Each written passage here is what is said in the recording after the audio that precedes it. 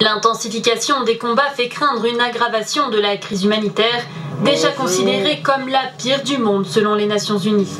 Plus de 8 millions de Yéménites seraient au bord de la famine.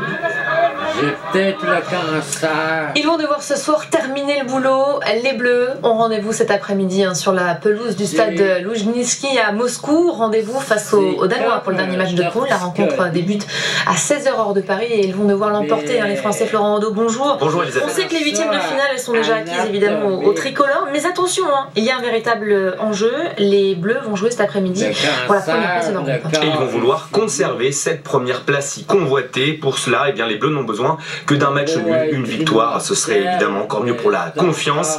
Une équipe danoise, ce sera l'adversaire des Bleus, qui est très coriace. C'est l'adversaire sans conteste le plus solide de cette poule C. C'est un bloc très bas, emmené par un meneur de jeu exceptionnel, Christian Eriksen, le joueur de Tottenham en Angleterre. Alors pour cette rencontre, Didier Deschamps devrait procéder à 6 changements par rapport aux 11 qui a affronté le Pérou, c'était la semaine dernière. Vous allez découvrir cette composition probable. Dans les buts, Mandanda remplace le capitaine Lloris, ce serait son premier match en Coupe du Monde. En défense, première titularisation pour le Parisien Kimpembe.